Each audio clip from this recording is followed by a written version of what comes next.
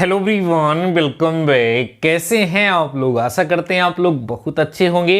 Dear students, आज के इस लेक्चर के साथ हम आप सभी लोगों के डिमांड पर अप्लाइड मेथड के इंपॉर्टेंट क्वेश्चन की सीरीज स्टार्ट करने वाले हैं। तो आइए डियर स्टूडेंट्स, फटाफट से आज के इस लेक्चर को स्टार्ट करते हैं।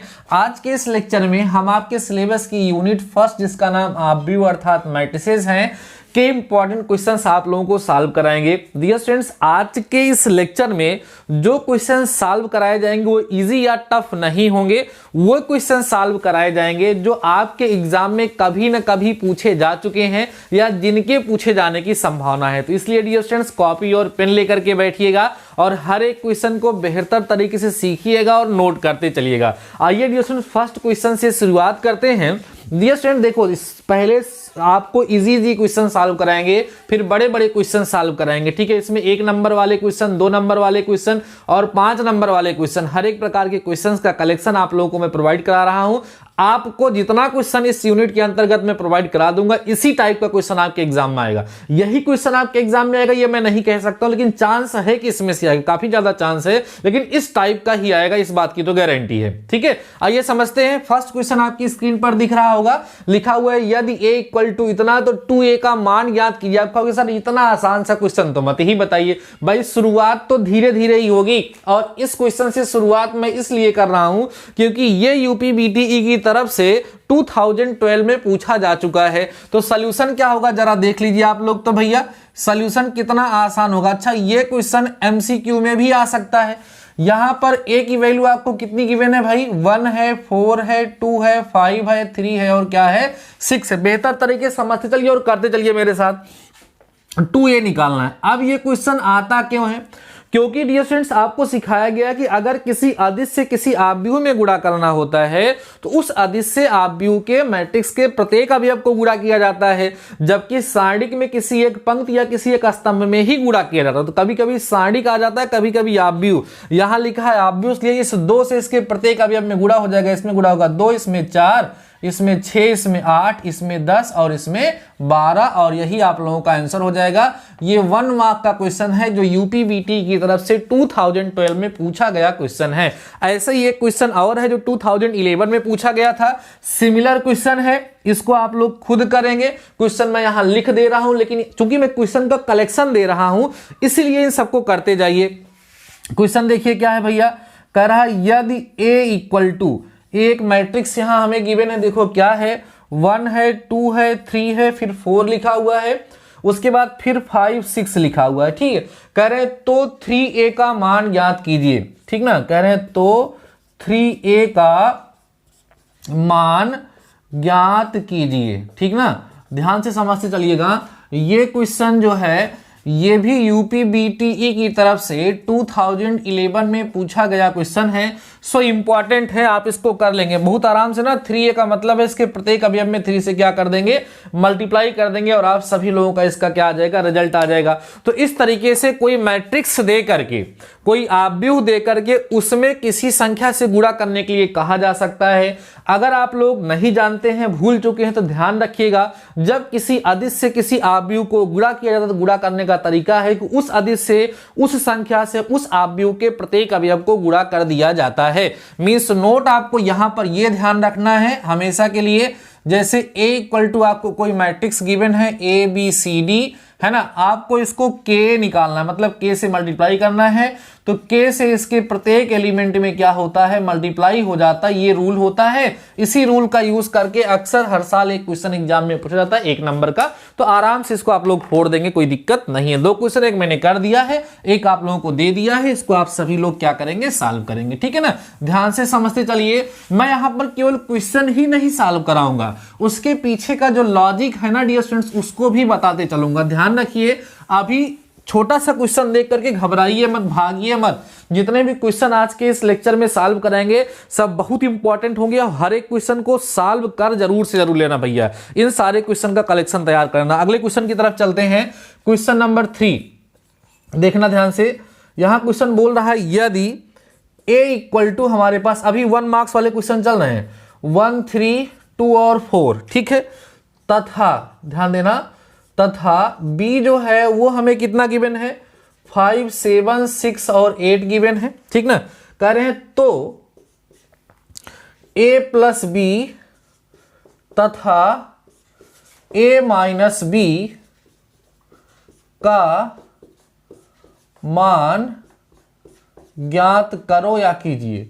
ये यूपी बीटीई की तरफ से 2010 में पूछा गया क्वेश्चन है, तो आप समझ सकते हैं इंपॉर्टेंट है। और आपको बताएं भैया, अगर ये क्वेश्चन आएगा तो कितने मार्क्स का आएगा जानते हैं? ये 2 मार्क्स का क्वेश्चन है, क्योंकि इसमें 2 चीजें पूछी गई हैं, 2 नंबर वाला क्वेश्चन है। इसमें ए और बी दे करके a प्लस बी भी पूछा गया और a माइनस बी भी पूछा गया है। आइए सॉल्व करते हैं। आसान लग रहा होगा आपको, आज धीरे धीरे भाई चलते चलो, समझ आएगा आपको, मजा भी आएगा। सोल्यूशन देखिएगा, है ना। सोल्यूशन देखिएगा, यहां पर हियर a इक्वल टू कितना गिवन है? 1 है, 3 है, 2 है, 4 है। और b की वैल्यू जो हमें गिवन है वो कितनी गिवन है? 5 है, 7 है, 6 है और क्या है? 8 है। हमें a प्लस बी फाइंड करना है और क्या फाइंड करना है भैया? a माइनस बी फाइंड करना है। तो देखो a प्लस बी कैसे फाइंड होगा? a को लिख लो 1 3 और 2 4 है यहाँ पर, और प्लस में यहाँ देखेंगे तो 5 7 है और 6 8 है। तो क्या तरीका होता है ऐड करने का? संगत। अभी आपको इसको इससे, इसको इससे, इसको इससे, सबको ऐसे ऐड कर लो। तो जब आप a प्लस बी यहां से फाइंड करेंगे तो 5 और 1 6 हो जाएगा, 6 और 2 8 आ जाएगा, 7 और 3 10 आ जाएगा, 8 और 4 कितना आएगा? 12 आ जाएगा। ये आपका पहला आंसर हो जाएगा। अगली बार हमें क्या फाइंड करना है? a माइनस बी। तो a की वैल्यू लिख लो भाई, 1 है, 3 है, 2 है, 4 है, माइनस बी का मतलब 5 है, 7 है, 6 है और क्या है? 8 है। तो a माइनस बी जब आप फाइंड करेंगे तो क्या मिलेगा? 1 में से 5 माइनस करोगे -4 आएगा, 2 में से 6 माइनस करोगे -4 आएगा, 3 में से 7 माइनस करोगे -4 आएगा, 4 में से 8 तो -4, सब जगह तो -4 ही 4 आ गया। यही आपका आंसर हो जाएगा। चाहे तो कॉमन सॉमन ले लें, और कॉमन ना लेने का मन करे तो कोई समस्या भी नहीं है, कोई दिक्कत नहीं भाई, आप कॉमन मत लीजिएगा। ले सकेंगे तो ठीक है, नहीं ले सके तो और ठीक है। इसको आप नोट कर लीजिए, आसान सा क्वेश्चन है। आई होप इसको आप सभी लोग सॉल्व कर लेंगे, ठीक है। ये आपका जो है 2 नंबर वाला क्वेश्चन है। अगर ये एग्जाम में आएगा तो 2 मार्क्स का आप लोगों के एग्जाम में आएगा। इसमें क्या लॉजिक यूज हुआ भाई? Subtraction of matrices. 2 अवयव को अगर हमें सब्ट्रैक्ट करना हो, 2 अवयव को अगर हमें घटाना हो, तो उसे हम कैसे घटाएंगे, ये कंसेप्ट, ये लॉजिक यहां पर यूज किया गया है। आगे आगे बढ़िए नेक्स्ट क्वेश्चन की तरफ, जो कि हमारा होगा क्वेश्चन नंबर 4, ठीक। देखिए ध्यान से, यहां पे क्या बोल रहा है? यदि p गिवन है डियर स्टूडेंट्स, p की वैल्यू हमें गिवन है 1 0 0 2 5 8 3 7 9, ठीक। उसके बाद तथा Q की वैल्यू हमें गिवन है यहां पर 2 3 5 0 0 7, उसके बाद 3 5 0, ठीक ना। तो 2p माइनस 3q, तो 2p माइनस 3q को ज्ञात करो,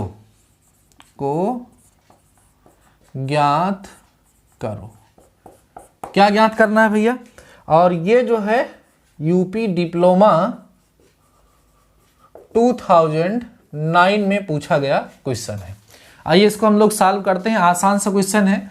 कितने नंबर का क्वेश्चन है ये भैया? ये 2 मार्क्स क्वेश्चन है, ठीक है। 2 नंबर वाला क्वेश्चन है। अगर ये एग्जाम में आपके आएगा तो कितने मार्क्स का आएगा? 2 मार्क्स का आएगा, ठीक है। आइए समझते चलिए और हमारे साथ बेहतर तरीके से सोल्यूशन करते हैं, है ना। सोल्यूशन देखिए यहां पर, देखो a की वैल्यू जो गिवन है उसको लिख लीजिए। 1 0 0 है, 2 5 और 8 है, 3 7 और 9 है। b की वैल्यू जो हमें यहाँ गिवन है वो 2 3 5 है, 0 0 7 है और 3 5 0 है। अब हमें क्या फाइंड करना है भैया? 2p minus 3q। तो वैल्यू पुट करो बस, 2 इंटू p की वैल्यू रखो, 1 0 0 2 5 8 3 7 और 9, माइनस में 3q, 3 इंटू q की वैल्यू रख दो, 2 3 5 0 0 7 3 5 और 0। यही होगा तरीका। सॉल्व करते चलिए। दिस इक्वल टू 2 को अंदर भेजिए, 2 0 0 अंदर भेजिए, 4 यहां हो जाएगा 10, यहां होगा कितना? 16, इसमें मल्टीप्लाई करो, 6 7 2 जा 14, 9 2 जा 18, ठीक। ये हो गया। माइनस यहां कितना होगा? 3 2 6, ये हो जाएगा। और 3 त्रिका 9, 3 पच्चे 15 ये हो गया, 3 शून्य 0 0, 3 सते 21 हो गया, 3 त्रिका 9, 3 पच्चे 15, 3 शून्य 0 ये हो गया। अब इसको सब्ट्रैक्ट कर दीजिए, आराम से घटा लीजिए।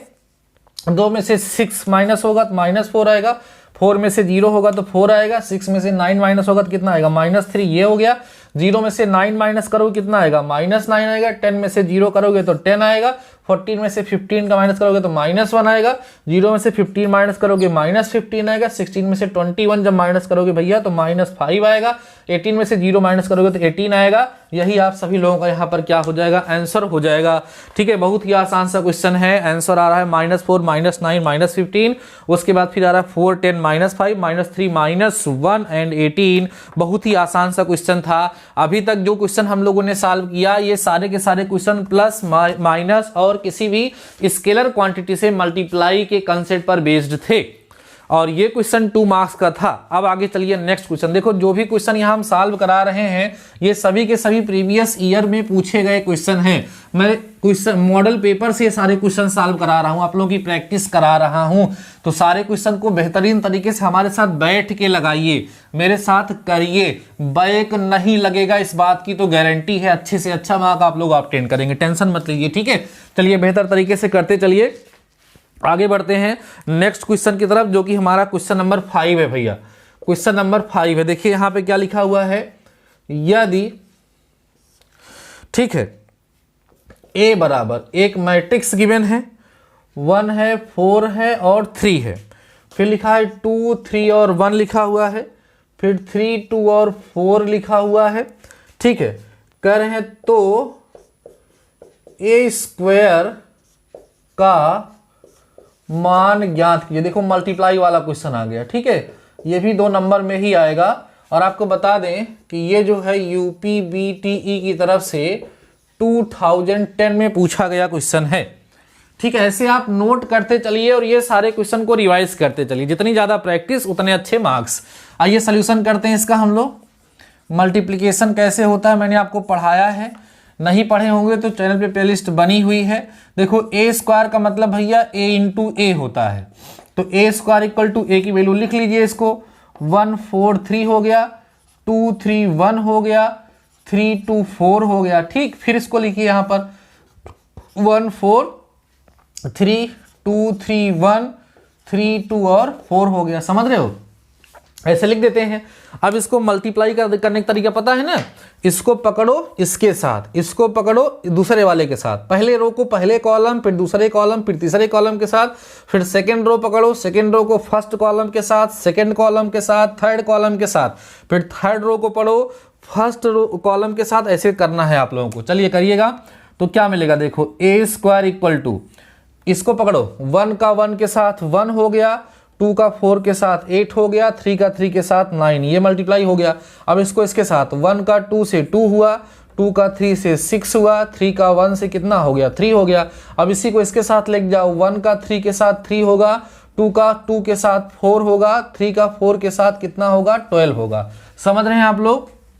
इसको पकड़िए, इसके साथ लेके आएंगे 4 होगा और इसके साथ करोगे 12 होगा, इसके साथ करोगे तो आपका कितना होगा 6 हो जाएगा। अब फिर इसके साथ लेके आइए, कितना होगा भैया 8 होगा, 9 होगा और फिर 2 होगा। इसके साथ लेके आइए 12 होगा, 6 होगा और कितना होगा 8 होगा। अब फिर इसको पकड़ो आप लोग, यहाँ ले आओ, 3 होगा प्लस 4 होगा प्लस कितना होगा 12 होगा। इसके साथ ले आइए 6 हो जाएगा प्लस 3 हो जाएगा प्लस 4 हो जाएगा। इसके साथ ले आइए 9 होगा प्लस 2 होगा प्लस 16 हो जाएगा। बस हो गया, सॉल्व कर लीजिए इसको। ए स्क्वायर इक्वल टू कितना आएगा भैया 9 और 8 17 1 18 हो जाएगा। यहाँ पे 12 4 16 4 20 तो 22 ये हो जाएगा, 4 3 7 12 7 19 19 हो जाएगा। और यहाँ पर 6 2 8 और 8 3 कितना हो गया 11 हो गया। ठीक है, 9 8 2 10 और यहाँ पे हो जाएगा 19 और 6 4 10 13 हो जाएगा। यहाँ पर यहाँ कितना हो जाएगा 4 और 3 7 12 और 7 कितना होगा 19 हो जाएगा। ठीक है, ये 26 यहाँ पर हो जाएगा।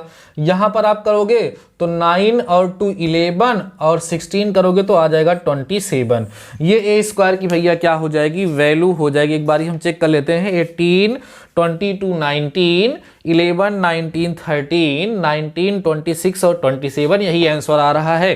ये क्वेश्चन अगर आपके एग्जाम में आएगा भैया लोगों तो कितने नंबर का आएगा बता सकते हैं आप लोग? ये क्वेश्चन अगर आपके एग्जाम में आएगा तो कितने मार्क्स का आएगा? 2 मार्क्स का आएगा। ठीक है, सिंपल सा क्या है क्वेश्चन है। अगर आपको मल्टीप्लिकेशन आता है तो आप इसको आसानी से कर लेंगे, नहीं आता है तो आपके लिए हमने पढ़ा रखा है इस चैप्टर को, आप प्लेलिस्ट जाकर के चेक कर लीजिएगा तो आपको बेहतर तरीके से समझ में आ जाएगा। अप्लाइड मैथ थर्ड का जो फर्स्ट चैप्टर है वहां पर इस टॉपिक को आप सभी लोगों को पढ़ाया गया, वहां जाकर के आप चेक कर सकते हैं। ठीक है, चलिए अगला क्वेश्चन देखते हैं।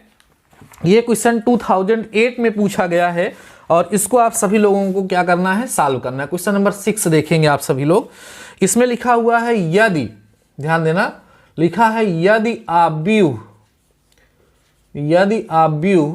ए इक्वल टू 1 3 2 4, ठीक, और बी इक्वल टू गिवन है 5 7 6 8, ठीक, तो सिद्ध करो कि, सिद्ध करो कि A B does not is equal to B A. और ये क्वेश्चन यूपी बीटीई की तरफ से 2008 में पूछा हुआ क्वेश्चन है। इसको शायद आप लोग कर सकते हैं, इसको आपको खुद से सॉल्व करना है। क्या करना है? ए और बी को मल्टीप्लाई करिए, पहले ए बी निकल जाएगा, फिर बी इंटू ए करो, बी ए निकल जाएगा, लास्ट में आप देखेंगे दोनों की वैल्यू सेम नहीं आएगी और ये क्वेश्चन आप लोगों का क्या होगा? प्रूफ हो जाएगा। ठीक है, तो आई होप इसको आप सभी लोग कर सकते हैं। क्वेश्चन नंबर 6 आप सभी लोग कर सकते हैं। अब भैया इस चैप्टर में कुछ इंपॉर्टेंट डेफिनेशंस हैं, वो डेफिनेशंस भी आप लोगों के एग्जाम में पूछी जाती हैं और पूछी गई हैं। आइए मैं आपको समझाता हूं। निम्न आव्यूहों पर टिप्पणी लिखिए। क्वेश्चन देखिएगा, लिखा है निम्न आव्यूहों पर टिप्पणी लिखिए। ठीक, मींस आपको इनके बारे में लिखना, इनकी डेफिनेशन लिखनी है। पहला आव्यूह है एकिक आव्यूह। एकिक आव्यूह, कंफ्यूज हो जाते हैं बच्चे, इस नाम से आता है, बताते हैं अभी आप लोगों को। ये आपका 2005 में पूछा गया था। फिर दूसरा है त्रिभुजीय आव्यूह।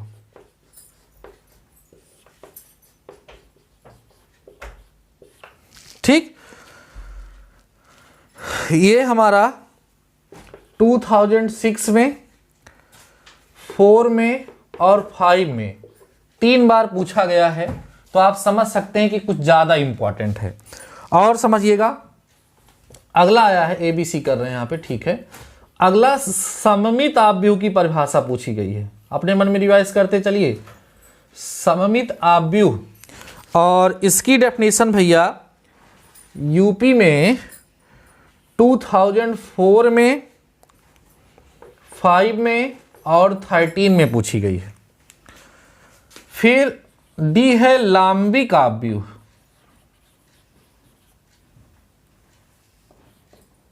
लांबिक आव्यूह,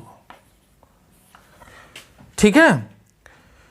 उसके बाद है विषम सममित आव्यूह।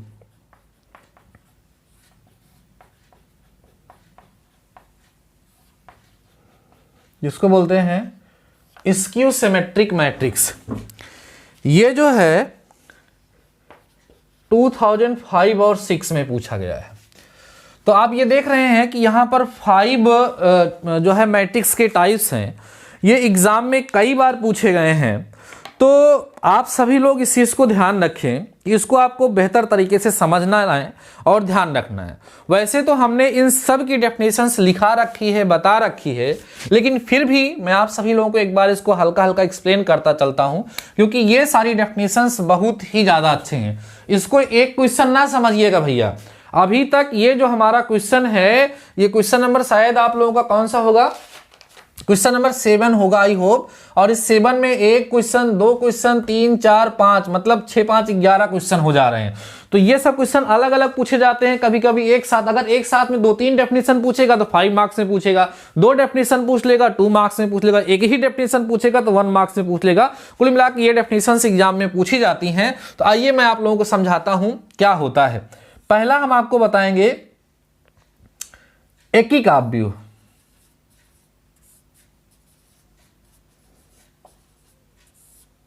एकीक आव्यूह वही है जिसको आप आई से दिखाते हैं, एकक या आइडेंटिटी मैट्रिक्स आई से दिखाते हैं। और इसमें आपको बताया जाता है कि जो डायगोनल एलिमेंट्स होते हैं वो सब 1 होते हैं, बाकी सारे एलिमेंट्स क्या होते हैं, 0 होते हैं। यही है आपका एकीक आव्यूह।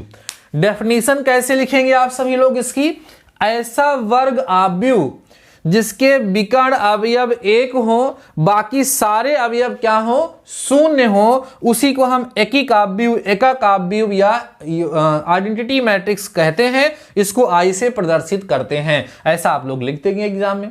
समझ में आ रहा है? ऐसा आव्यूह, ऐसा मैट्रिक्स, वैसे ये वर्ग आव्यूह, तो ऐसा वर्ग आव्यूह जिसके मुख्य विकर्ण अवयव 1 हो, बाकी सारे अवयव क्या हो, 0 हो, उसे हम लोग क्या कहते हैं, एकीक आव्यूह कहते हैं, एकक आव्यूह के नाम से जानते हैं। ठीक है ना? एक काम करते हैं, हम सारी डेफिनेशंस आप लोगों को लिखवा देते हैं, क्योंकि ये सब बड़ा इंपॉर्टेंट है ना। लिख देते हैं और समझा देते हैं, थोड़ा टाइम लगेगा, लेकिन फिर भी जो है ये इंपॉर्टेंट है आप सभी लोगों के लिए। ठीक है, ये डेफिनेशंस जो है आप सभी लोगों के लिए इंपॉर्टेंट है, इसलिए इस पर एक बार हम चर्चा कर देते हैं थोड़ा सा। ठीक है, पहला आव्यूह क्या था, एकीक आव्यूह, एकीक आव्यूह ना, एकीक आव्यूह, जिसको हम लोग आइडेंटिटी मैट्रिक्स बोलते हैं। इसको तत्समक आव्यूह भी कहा जाता है, आइडेंटिटी मैट्रिक्स। ठीक, इसको और क्या कहा जाता है, तत्समक आव्यूह। कहीं कहीं इसको इकाई आव्यूह के नाम से भी जानते हैं। तो जिस नाम से भी एग्जाम में आएगा वो नाम आप लोग जानते रहेंगे और समझते रहेंगे। ठीक है, डेफिनेशन क्या लिखेंगे, ध्यान दो, लिखेंगे ऐसा वर्ग आव्यूह, ऐसा वर्ग आव्यूह जिसके विकर्ण अवयव 1 तथा अन्य सभी अवयव 0 हो। क्या हो, 0 हो, एकीक आव्यूह कहलाता है, एकीक आव्यूह कहलाता है। इसे आई से प्रदर्शित करते हैं। ये इसको आप लोग इस तरीके से लिख लीजिएगा। उसके बाद फिर आप क्या करेंगे, इसका एग्जाम्पल लिख लेंगे। एग्जाम्पल देखिए, एग्जाम्पल में आप इसको आई से दिखाते हैं, आई इक्वल टू ऐसे 1 0 0 1 ये लिख सकते हैं, या आप 3 क्रॉस 3 का लिखना चाहते हैं तो आई इक्वल टू 0, यहाँ 0 नहीं होगा, 1 0 0 0 1 0 0 0 1। ध्यान रखना भैया, ये जो आपको यूनिट फर्स्ट में आपको यूनिट फर्स्ट के जो इंपॉर्टेंट क्वेश्चन आपको बता रहा हूं ना, इस यूनिट फर्स्ट में आपके 3 चैप्टर्स हैं इंक्लूडेड हैं, तो थोड़ा टाइम लगेगा, ऐसा नहीं उड़ना नहीं है। ठीक है ना, ध्यान से समझते चलो, जो खिल खा रहे हो ना उसको पचाते चलो, समझते चलो। अगला हमने लिखवाया था त्रिभुजीय आव्यूह, दूसरा था हमारा भैया त्रिभुजीय आव्यूह, त्रिभुजीय आव्यूह जिसको हम बोलते हैं ट्रायंगुलर मैट्रिक्स। कितनी बार आया था भैया ये, 6 में, 2006 में, 4 में और 5 में। 2006 में, हाँ यही वाला, 6 में, 4 में और 5 में, इतनी बार ये पूछा जा चुका है। इस पर टिप्पणी क्या लिखेंगे आप लोग, कहेंगे त्रिभुजीय आव्यूह 2 प्रकार का होता है। इतना लिखेंगे, क्या लिखेंगे, त्रिभुजीय आव्यूह 2 प्रकार का होता है।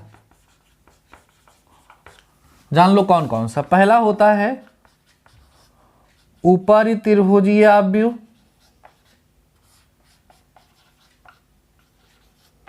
जिसको हम बोलेंगे अपर ट्रायंगुलर मैट्रिक्स।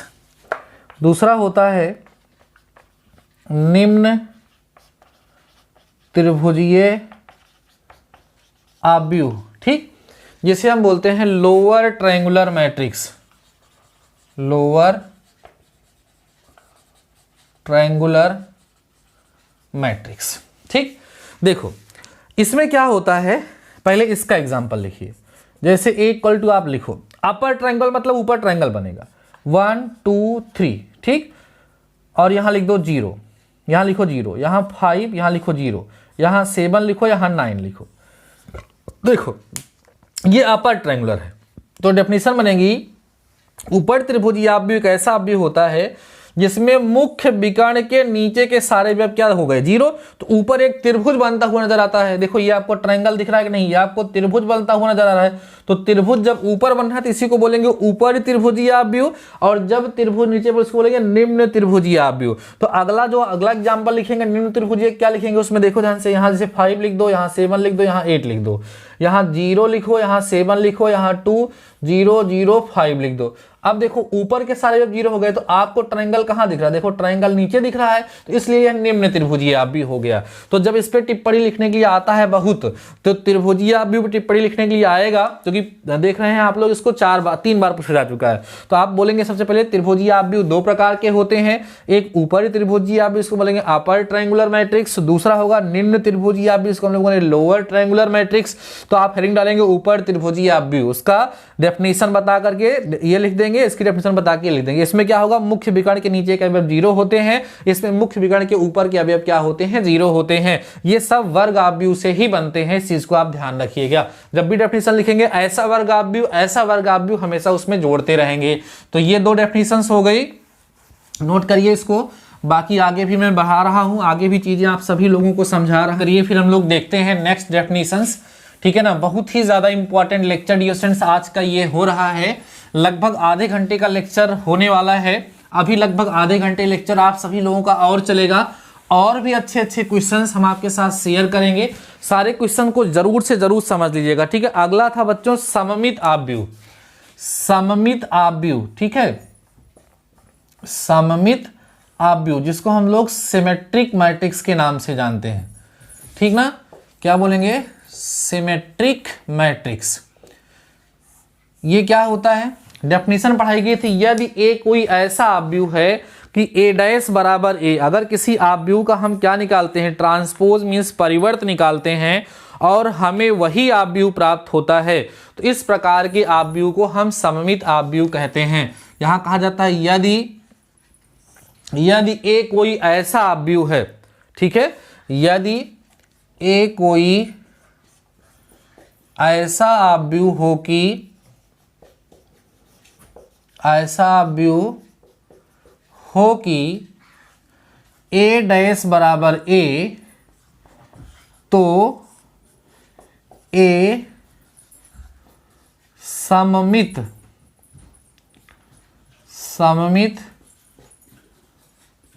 आव्यूह कहलाता है, ठीक। एग्जाम्पल लिखने का तरीका मैंने बताया था, जैसे ए इक्वल टू आप लिखोगे तो डायगोनल एलिमेंट्स को 0 रखोगे, ऊपर नीचे के एलिमेंट्स को सेम रखोगे, 0 5 3। अब यहाँ 5 लिखे तो यहाँ 5 लिखो, 0, और यहाँ कुछ कोई भी लिख दो, अभी इससे मतलब नहीं, यहाँ मान लो 4 लिख दिए। अब देखो यहाँ पर आपको क्या लिखना पड़ेगा, ये किससे चेंज होगा, इस चीज को ध्यान रखो। यहाँ पहले आप एक काम करो, ये डायगोनल चल रहा है, यहाँ 0 कर दो। अब इसका एक्सचेंज इससे होगा, इसका इससे, यहाँ 3 है तो यहाँ भी 3 लिखो, यहाँ 4 है तो यहाँ भी 4 लिख दो। देख रहे हैं ना। अब अगर आप इसका ए डैश निकालेंगे तो पंक्ति स्तंभ बदलेगा, तो ये इधर आएगा 0 5 3 ऐसे लिखोगे, और उसके बाद फिर वही चीज 5 0 4 आप चेक करके देखें, परिवर्त निकालेंगे तो फिर से आपको वही मिल जाएगा। तो यहाँ पर आपको ए डैश बराबर क्या मिल जाएगा, ए मिल जाएगा।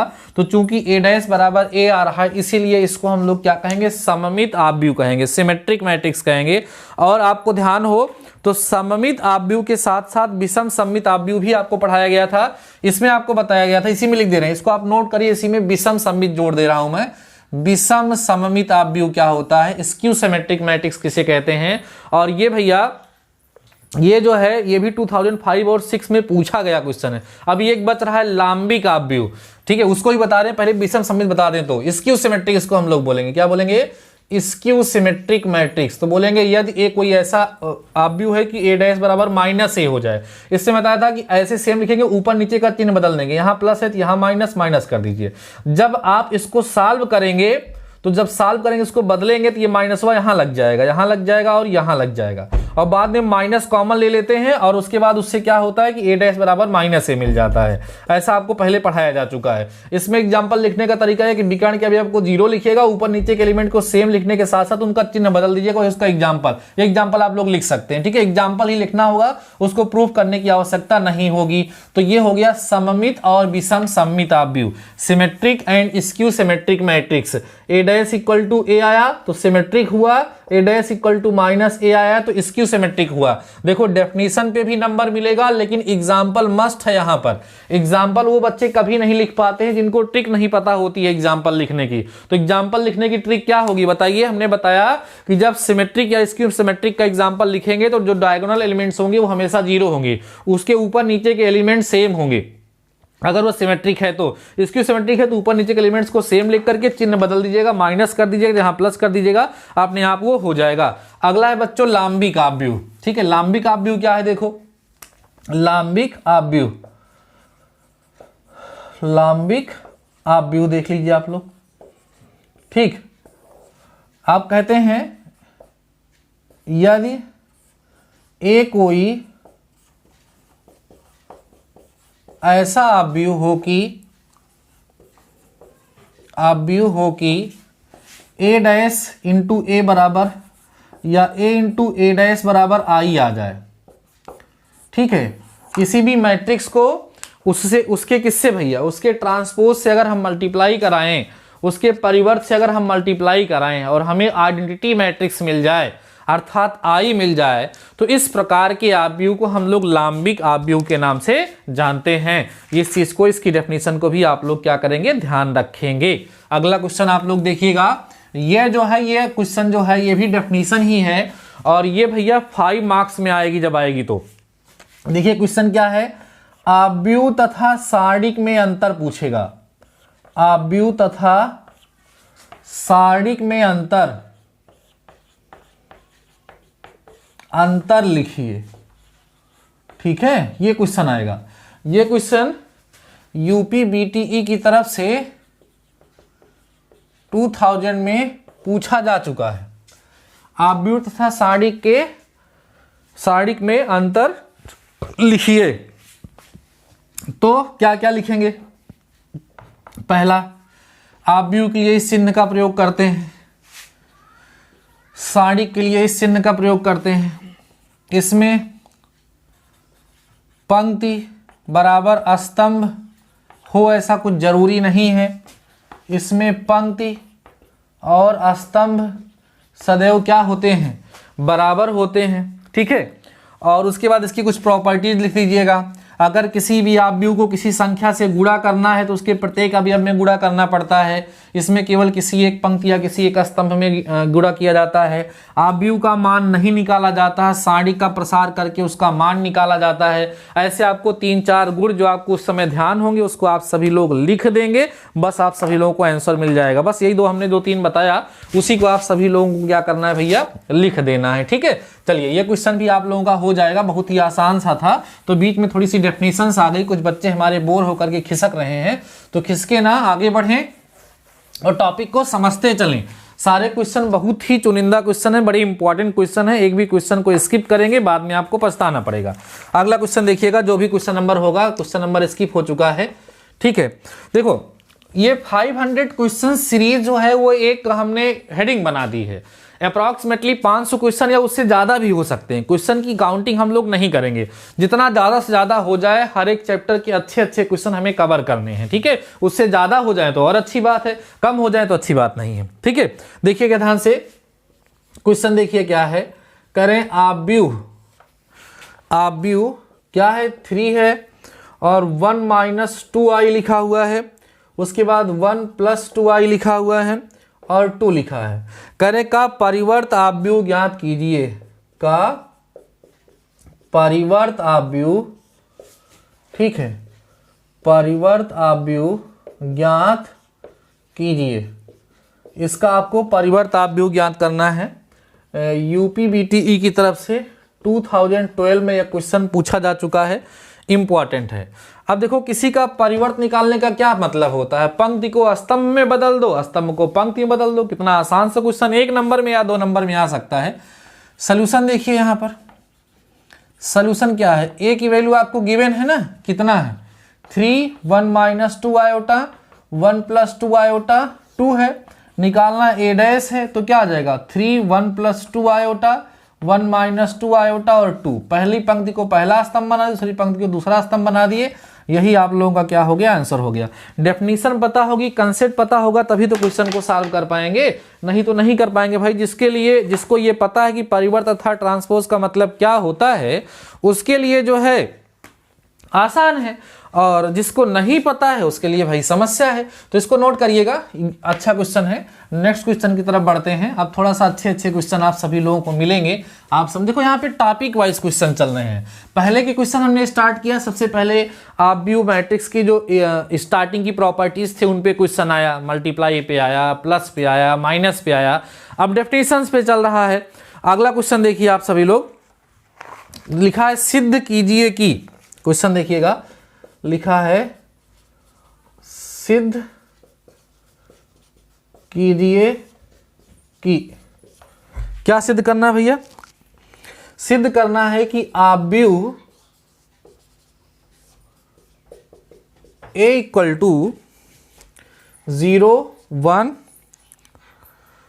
माइनस 2, 1, 0, 3 माइनस 2, 3, 4 एक सममित आव्यूह है, एक सममित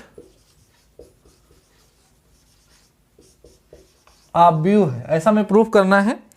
और ये क्वेश्चन यूपीबीटी की तरफ से 2011 में पूछा गया क्वेश्चन है। अभी आप लोगों ने डेफिनेशन भी पढ़ा है कि सममित आव्यूह अर्थात सिमेट्रिक मैट्रिक्स हम किसे कहते हैं। सिमेट्रिक मैट्रिक्स में क्या होता है, ए डैश इज इक्वल टू ए होता है। ए डैश इज इक्वल टू अगर ए हो जाएगा तो ये प्रूफ हो जाएगा कि यह एक सिमेट्रिक मैट्रिक्स है, सममित आव्यूह है, नहीं तो नहीं है।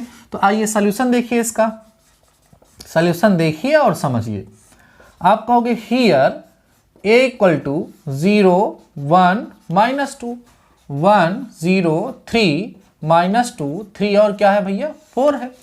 अब आप एक काम करें, यहां पर ए डैश निकालें तो क्या आएगा, इसको इधर लिखो 0, 1 माइनस 2, इसको पकड़ो 1, 0, 3, इसको लिखो -2, 3 और 4। कोई बदलाव हुआ क्या, एकदम देखो वही चीज आ गई। तो ए डैश इक्वल टू क्या आ गया, ए आ गया। ए डैश इक्वल टू क्या हो गया, ए हो गया। आप लोग कह देंगे अतः ए एक क्या है, सममित आव्यूह है। ये क्या है, एक सममित आव्यूह अर्थात सिमेट्रिक मैट्रिक्स है। ठीक है, नोट कर लीजिए इसको फटाफट से, बहुत ही आसान सा क्वेश्चन है। 2011 में क्वेश्चन पूछा जा चुका है। नोट करते चलिए, समझते चलिए, ठीक है, थकिएगा मत, सारे क्वेश्चन को जरूर सॉल्व कर लीजिएगा भैया। हर एक क्वेश्चन को नोट करते चलिएगा। बहुत ही अच्छे क्वेश्चन का कलेक्शन आप सभी लोगों को प्रोवाइड करा रहे हैं और क्वेश्चन को कंप्लीट कंसेप्ट के साथ डिस्कस कर रहे हैं। आई होप आप सभी लोगों को इसका प्रॉफिट मिल रहा होगा। बहुत सारे बच्चे लेक्चर को देख रहे हैं और अभी तक आप सभी लोगों ने लेक्चर को लाइक नहीं किया है, ये बहुत गलत काम आप लोग कर रहे हैं। सभी लोग लेक्चर को प्लीज़ लाइक करिए और अपने दोस्तों के साथ शेयर करिए, जिससे हम भी मोटिवेट हों, आपका भी फायदा हो और हमारा भी फायदा हो। ठीक है, नेक्स्ट क्वेश्चन देखिएगा आप सभी लोग, ये भी उसी तरीके से है। लिखा है सिद्ध कीजिए कि, सिद्ध कीजिए कि, देखो तो भैया क्या सिद्ध करना है, सिद्ध कीजिए कि ए बराबर एक मैट्रिक्स गिवन है, 0 है, 1 है, 0 है, 1 है, -2 है, -1, 0 है और -5 है, 2 है, 5 है और 0 है। एक विषम सममित आव्यूह है, एक विषम सममित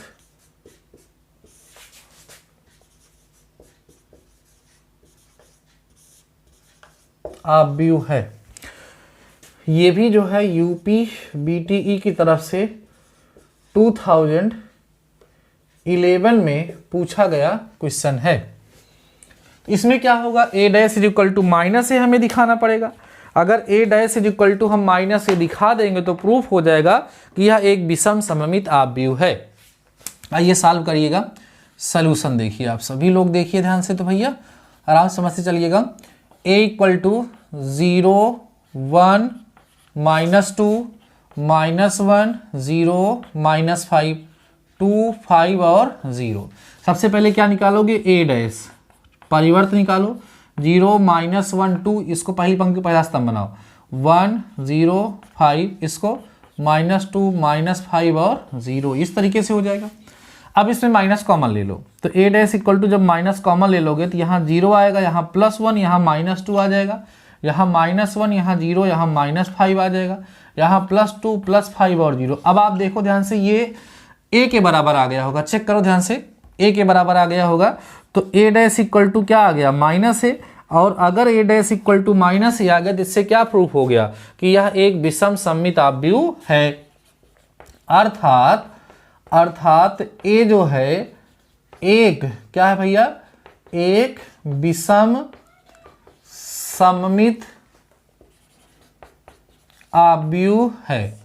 a जो है एक स्क्यू सिमेट्रिक मैट्रिक्स है, ऐसा यहाँ पर क्या हो जाता है, प्रूफ हो जाता है। ठीक है, नोट करिए फटाफट से, और फिर हम लोग बढ़ते हैं अपने नेक्स्ट क्वेश्चन की तरफ। जबरदस्त तरीके से लेक्चर चल रहा है आप लोगों का, इसको समझते चलिए, नोट करते चलिए, करते चलिए। अब धीरे धीरे आपको अच्छे अच्छे क्वेश्चन यहाँ पर मिलने स्टार्ट होंगे। ठीक है ना, ये हम लोग क्या कर रहे हैं, जो हमारा पहला यूनिट है, जो हमारी पहली यूनिट है मैट्रिक्स अर्थात आव्यूह, उसके इंपॉर्टेंट क्वेश्चन, एक भी क्वेश्चन अभी तक मैंने ऐसा नहीं सॉल्व कराया जो कभी पूछा ना गया हो। सारे क्वेश्चंस प्रीवियस ईयर में पूछे हुए क्वेश्चन हैं। ठीक है, अब देखो ध्यान से, हमें यहां कह रहा है एक बहुत अच्छा क्वेश्चन है, सिद्ध कीजिए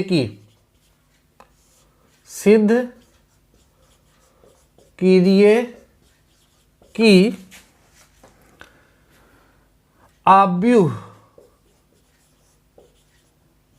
आव्यूह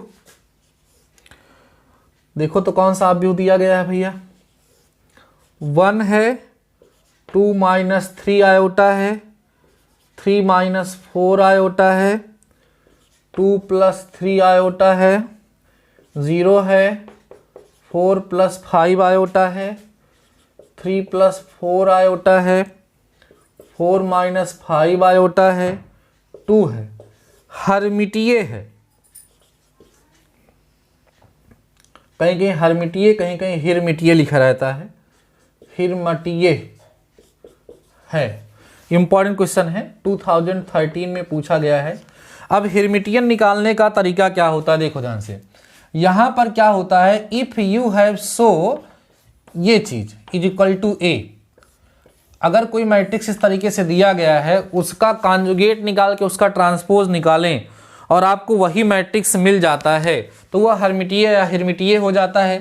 और इस चीज़ को a+ से दिखाते हैं, तो a+ इक्वल टू ए आना चाहिए। अगर a+ इक्वल टू ए आ जाएगा तो प्रूफ हो जाएगा कि वो हरमिटीय है। तो आइए समझते हैं कि कैसे हम लोग इसको सॉल्व करेंगे। सॉल्यूशन देखिए, समझिएगा, बहुत ही मज़ेदार क्वेश्चन है, इंपॉर्टेंट क्वेश्चन है। आइए समझिए, यहाँ पर आप सभी लोगों के पास ये जो मैट्रिक्स A लिखा हुआ है उसको यहाँ लिखिए। 1 है, 2 - 3 आयोटा है, 3 - 4 आयोटा है, और यहाँ 2 + 3 आयोटा है, 0 है, 4 + 5 आयोटा है, और 3 + 4 आयोटा है, और यहाँ पर 4 - 5 आयोटा है, और 2 है। सबसे पहले इसका कॉन्जुगेट लिखिए। कॉन्जुगेट कैसे लिखा जाता है, जितने भी इसके कॉम्प्लेक्स नंबर्स हैं उन सभी का क्या कर देंगे हम लोग, कॉन्जुगेट लिख देंगे। सबका कॉन्जुगेट लिख दीजिए, उसका कॉन्जुगेट हो जाएगा। यहाँ आएगा 1, इसका कॉन्जुगेट 2 + 3 आयोटा होगा, इसका कॉन्जुगेट 3 + 4 आयोटा होगा, इसका 2 - 3 आयोटा होगा, इसका 0 हो जाएगा, और इसका जो है 4 - 5 आयोटा हो जाएगा, इसका 3 - 4 आयोटा, इसका 4 + 5 आयोटा, यहाँ 2 हो गया। अब हमें a+ निकालना है। a+ कैसे निकालेंगे, a का कॉन्जुगेट का डैश, मतलब इसी का आपको ट्रांसपोज कर देना है। तो करिए ट्रांसपोज और देखिए क्या मिलेगा। 1 2 माइनस 3 आयोटा, फिर 3 माइनस 4 आयोटा, फिर इसको लिखोगे 2 प्लस 3 आयोटा, फिर 0 आएगा, फिर 4 प्लस 5 आयोटा आ जाएगा, और यहाँ आ जाएगा 3 प्लस 4 आयोटा, और 4 माइनस 5 आयोटा, और 2। जरा देखो क्या यही मिल गया है? 1 2 minus iota, 3 minus 4 iota, 2 plus iota, 0 4 plus 5 iota, 3 plus 4 iota, 4 minus 5 iota, और 2। आप देखिए यहाँ पर क्या हुआ, a प्लस जो है वो a के क्या आ गया, बराबर आ गया। इससे प्रूफ हो जाता है कि ये हिरमिटीय है। ठीक है, ये क्या है? हिरमिटीय है, ये प्रूफ हो जाता है। अच्छा क्वेश्चन है, इंपॉर्टेंट क्वेश्चन है। आई होप आप सभी लोगों को समझ में आया होगा। इसको फटाफट से डियर स्टूडेंट्स आप सभी लोग नोट कर लीजिए। और इसी तरह का एक क्वेश्चन मैं आपको और प्रोवाइड कराता हूं जो कि एग्जाम में अभी ये क्वेश्चन नहीं पूछा गया है, लेकिन इसको संभावित बना करके हमने यहाँ पर आपको बताना उचित समझा है। तो इसको आप लोग थोड़ा प्रैक्टिस कर लीजिएगा। ठीक है, एक नेक्स्ट क्वेश्चन एकदम इसी तर्ज पर, इसी कंसेप्ट पर दे रहे हैं, इसमें भी वही आपको प्रूफ करना है। ठीक है, क्वेश्चन नोट कर लीजिए और आप सभी लोग इसको क्या करिएगा, सॉल्व कर लीजिएगा। ठीक ना, आइए देखिए ध्यान से। देखिए यहाँ पर लिखा हुआ है क्वेश्चन, क्या लिखा हुआ है? कह रहा है यदि, ध्यान देना, क्वेश्चन को समझते चलिए, नोट करते चलिए, थकिएगा मत। ठीक है, देखिए क्या लिखा हुआ है, यदि a इक्वल टू कितना है भाई, -1 प्लस आयोटा है, -2 -3 आयोटा है, 1 प्लस आयोटा है, 2 आयोटा है, -1 है, 2 -3 आयोटा है, 1 है और 0 है। ठीक, तो सिद्ध करो कि, तो सिद्ध करो कि, देखो क्या सिद्ध करना है। ए एक, ध्यान रखो भैया, ए एक विषम हिरमिटीय आव्यूह है।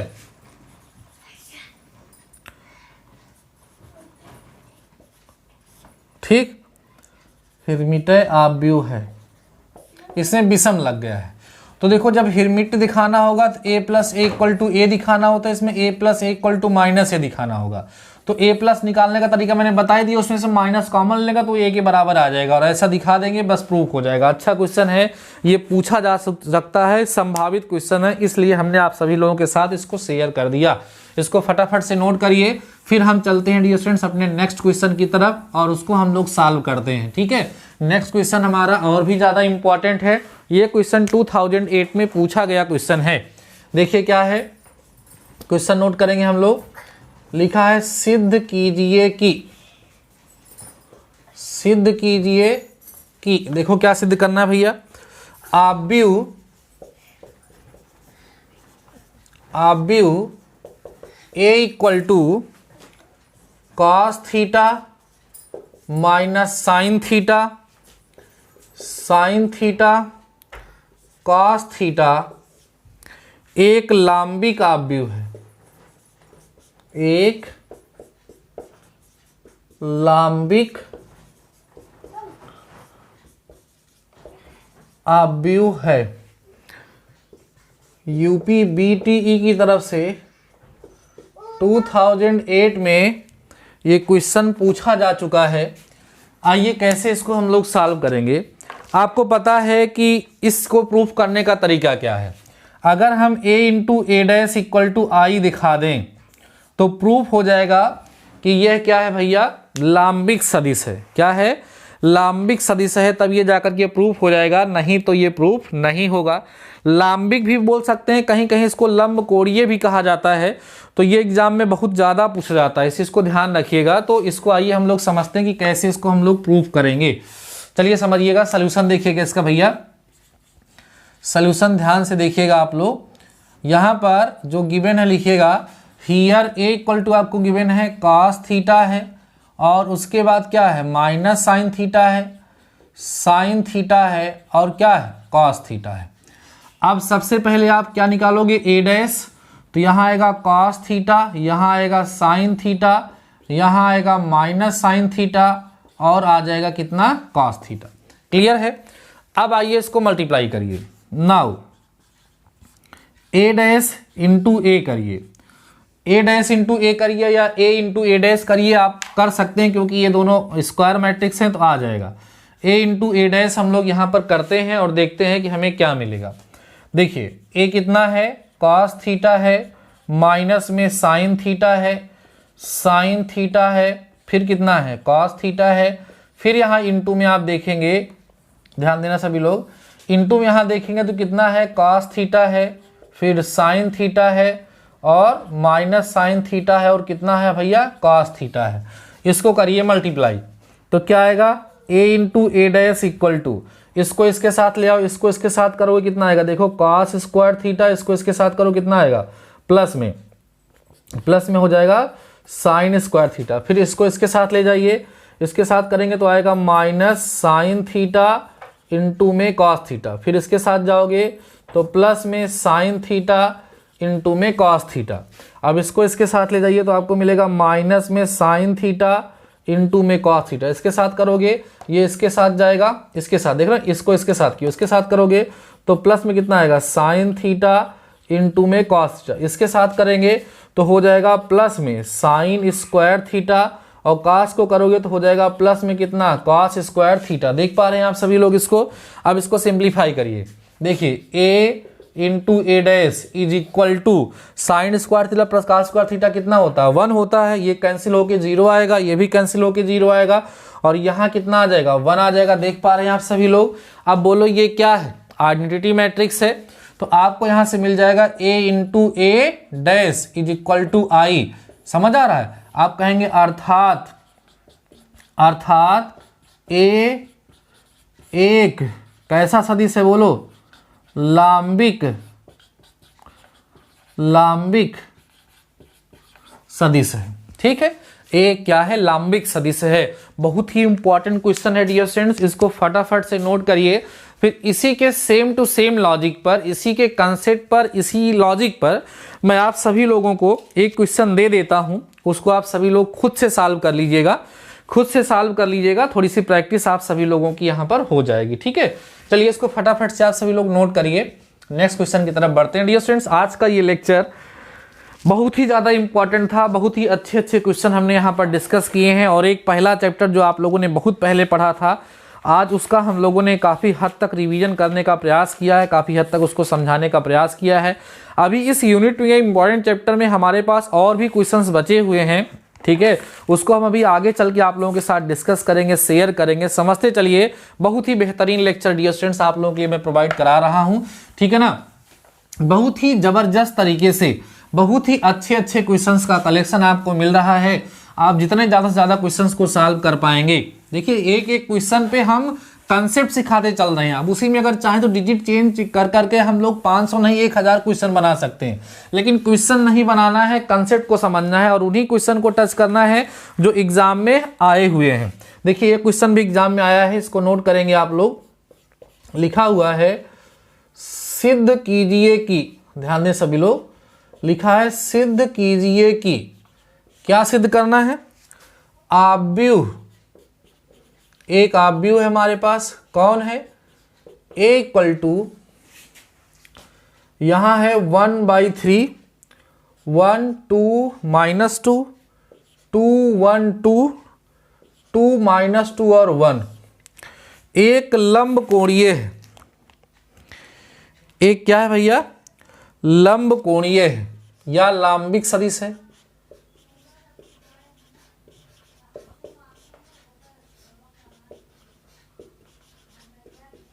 एक लंब कोणीय है या एक लांबिक सदिश है।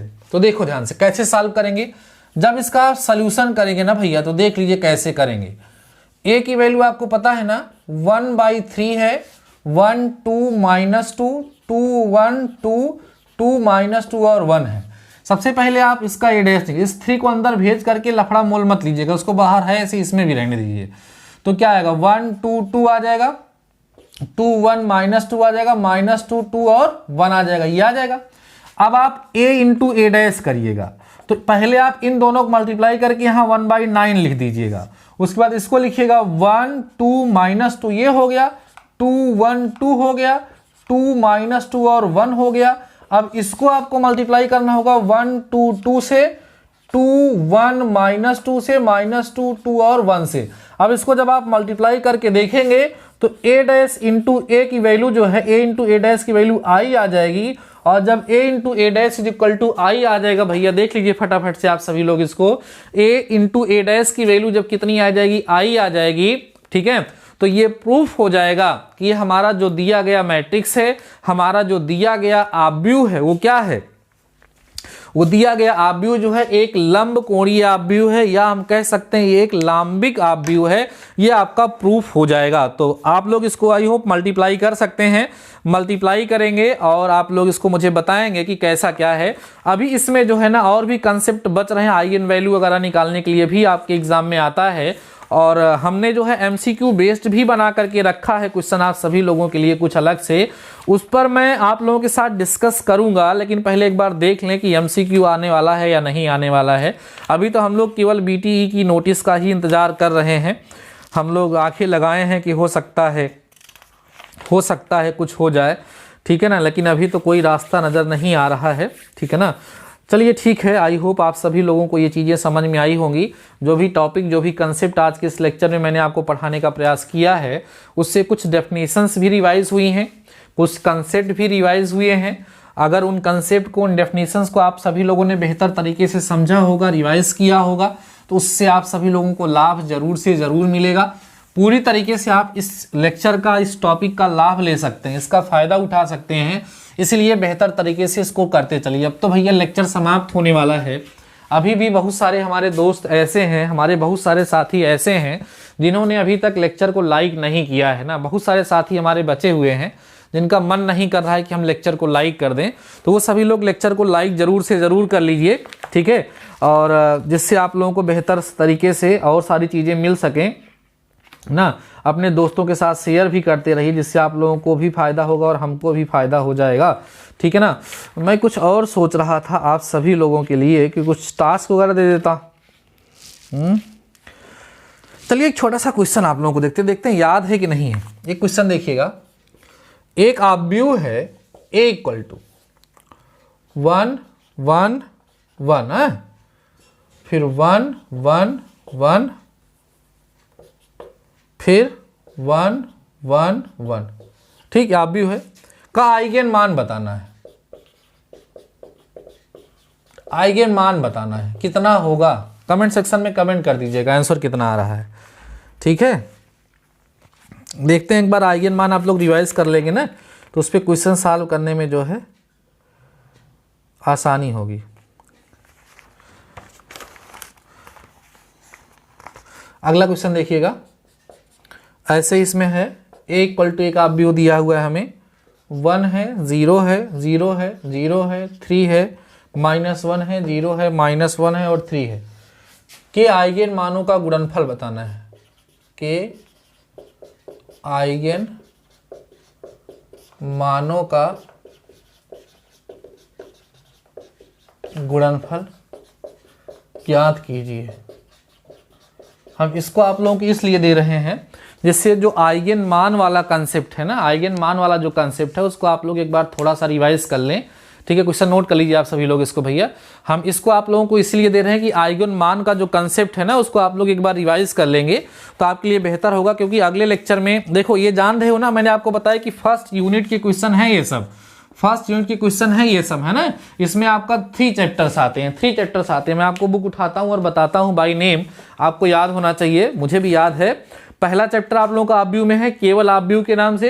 दूसरा चैप्टर है प्रारंभिक पंक्ति स्तंभ रूपांतरण। तीसरा चैप्टर है आइगन मान था कैले हैमिल्टन प्रमेय। ये जो 3 चैप्टर्स हैं स्टार्टिंग के आप सभी लोगों के, इन 3 चैप्टर्स को इंक्लूड करके हम आपको ये प्रोवाइड करा रहे हैं।